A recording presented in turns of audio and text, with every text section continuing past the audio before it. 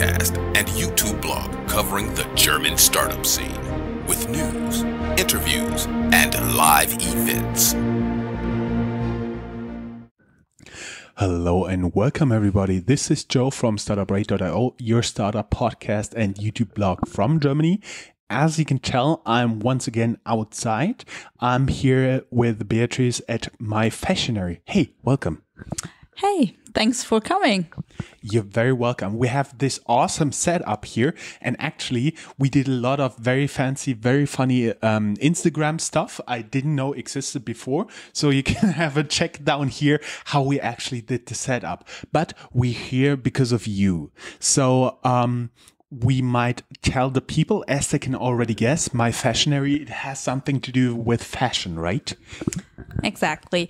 My-Fashionary is a fashion startup, and we deal with young independent designers, actually more independent than necessarily young, who do premium stuff and really cool fashion that you won't find anywhere on the high street. That is pretty interesting. How did you get to this idea? Actually, that's a long story. Don't worry. We have time. I got a full SD card here, so we can make it complete. I got an empty SD card here, so we can make it completely full. Don't worry about it. Sounds great. So, actually, that started a couple of years ago when I actually got a new job. I was between jobs, and I decided I wanted to do something else than my usual day job, which is consulting since 10 years. And I started stylist training. And so I was trained as a personal stylist. And then, as I'm a computer scientist, I thought that, working with paper and all this stuff that you usually do when you're a stylist is maybe not like state of the art. And I thought it might be an interesting thing to digitize this. And so basically first I had the idea to digitize personal styling. But when I started calculating, because I'm a business person, so I started calculating and very quickly found out that it might not be a business case. So I thought for different ideas. And then first we started an idea, or the first idea of Fashionary was to build a platform for small premium boutiques that you can find, like all hidden somewhere in the cities. In the little side streets and all this stuff. Exactly. You only know when you made aware by somebody else. Exactly, because the problem of these little boutiques is they have really interesting stuff. They have very skilled people in there, or skilled salespeople, because they do it because it's their passion. But you can't find them because they are hidden somewhere like off the main streets, because they cannot afford the rents on the main street. So the idea is to really build a finder for these boutiques and have sort of like early stage of artificial intelligence built in. So the user was able to select what she likes, because it only addressed women at that stage. And based on the selections, you would be proposed suitable boutiques and suitable clothes. The problem with this idea was that I still think it's a great idea, but the boutique owners weren't ready at that stage. That was 2015, I think. And a lot of these small boutique owners, they still are like way behind what we consider normal in technology development. Exactly. Yeah. For example, like I'm behind on Instagram, right? Okay. No, it's much worse. And they didn't really want to spend on marketing. So that was a main issue. So, we developed the platform for about a year and a half. And then we started. And after 3 or 4 months, we realized it's not going to fly. So then you always have the question, what do you do? Do you continue and try to make it happen? Or do you have the feeling that it's not going to work and you do something different? Like a pivot, like it is called in the startup world, you change something drastically. Exactly. Okay. And then you are at this point right now to change something. And admittedly, this video will only go live after you finished all this stuff. No, actually, we already changed a lot of things, Okay. right? So we went live with the first version of the platform 2016. And in summer 2016, we decided to stop everything, to throw all the development into the bin. And we decided to stop working with the boutiques, but directly with the designers. And so you jumped the middleman. exactly. Okay. Because the thing is, the designers, they are much more entrepreneurial thinking than boutique owners. This is what what our experience was. What we still do is we combine offline and online experience. So we have an online shop for these young, talented or innovative designers, independent fashion designers. And we also have offline events. Like we do pop-up stores, we do exclusive fashion events, private shopping, things like that. So you're already doing what Amazon is trying to do, like connecting online and offline world. Yeah, we started that 2 years ago. Okay. And it proves to be interesting because the thing is, people start to get bored by all these always always similar high street experience, because it doesn't matter whether you're in London, in Singapore, in Berlin, or in Frankfurt, high streets always look the same. That's what I realized. It's always the same brands. The stores look between the brands all the same, and in between the different brands there is just a tiny difference if they are on the same price level. So they kind of look very similar, right? Absolutely. It doesn't matter where you are in an international shopping setting. You always have the high-end brands and always it looks similar. Sometimes you cannot tell if you're in a shopping mall in Shanghai, in Dubai, or in New York.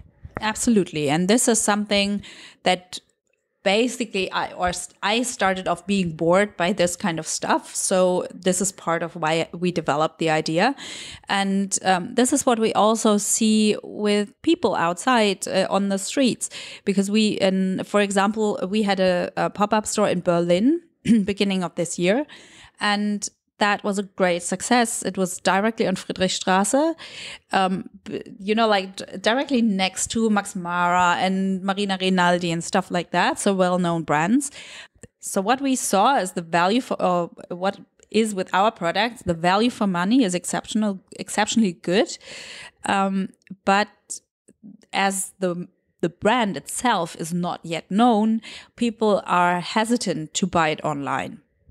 But if they see it like in a store or like in real life, they love it. So we have a selection here, behind us, with some pieces. And for example, let me just pick this piece.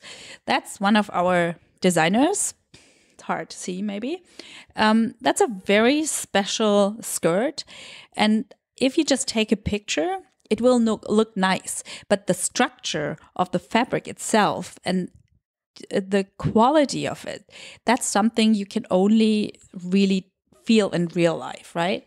So yeah, this is why the concept really proves to be the right way to combine this online-offline experience. And you're right now at the point where you relaunch after scrapping all the former development and do it with just the designers, with pop-up stores, so people can get familiar with the quality, with the designers, and then afterwards can just simply conveniently buy online.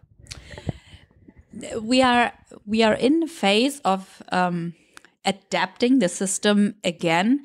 We do this online-offline experience already since about 2 years. So in summer 2016, as we decided to skipped the other way. Then we bought a classical online shopping or web shop system.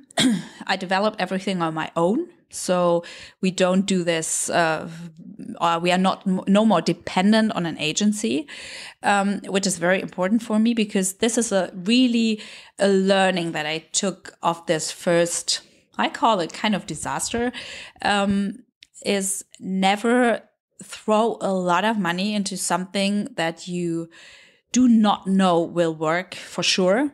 It's better to bootstrap things. So work with existing stuff and improve this step by step. If you don't have venture capital, of course. If you have VC, it's a different story. But we didn't want to have VC, and I still don't really want to have that.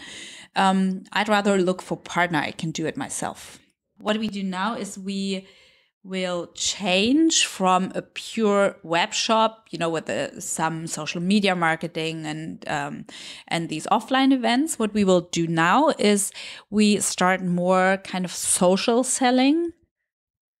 We take one piece, for example, let's say this skirt, because this skirt is somewhat special, and sometimes people, especially women, have it hard to imagine how to dress these things. So we take one piece and we will take pictures and short movies, and we'll show in Instagram stories and on our website how to style one piece in 3 different ways.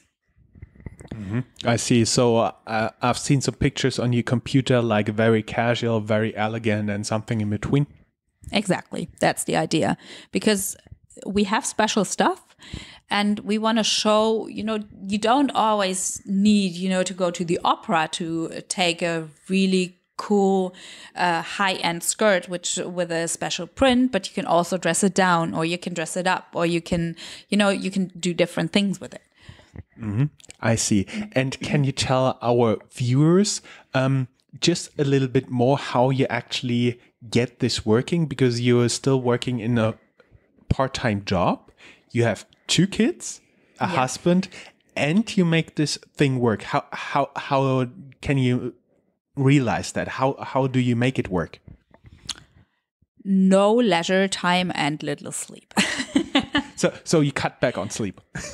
Yeah, basically, I'm used to it because, as you said, I have 2 little kids, and they are almost 2 and almost 4, and they wake up early. So I'm used to this little sleep stuff, and as I work part time in my so-called old job as a consultant, and on the other days of the week, I'm doing Fashionary. I'm doing that together with my partner, and so my husband, and for this new idea, so the social stuff, I also cooperate with a stylist and a model. So we are now like 4 people doing this stuff. Mm-hmm. And when we came in, you've been on the phone, and then we did all the setup here. And I assume you already have the next emergency coming up as soon as you hit your mailbox, right?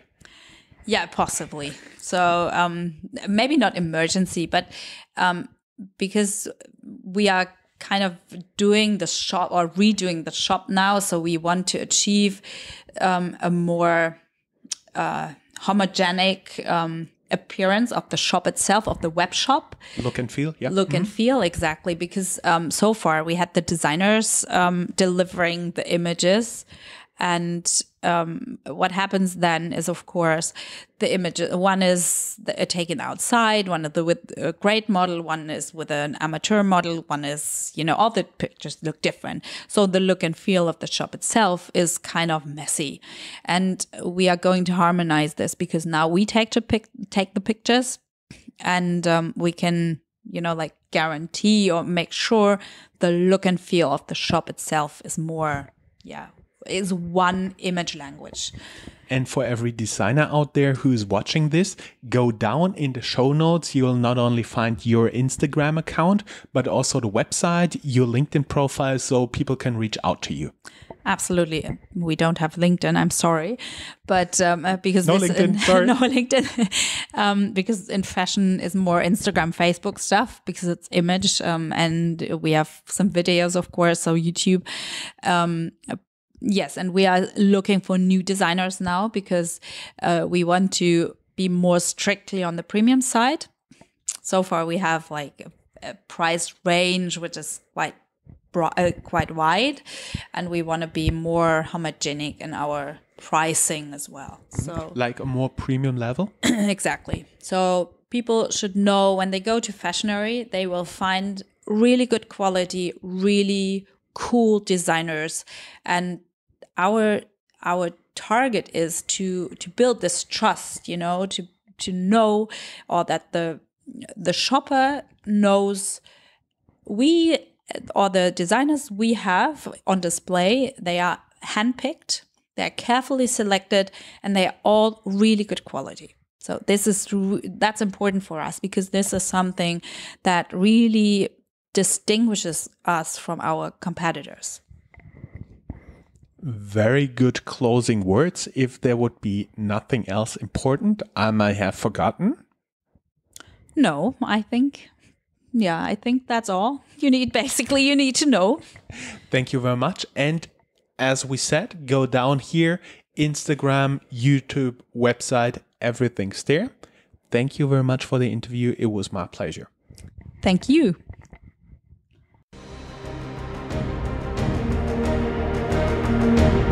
That's all, folks. Find more news, streams, events, and interviews at www.startuprad.io. Remember, sharing is caring.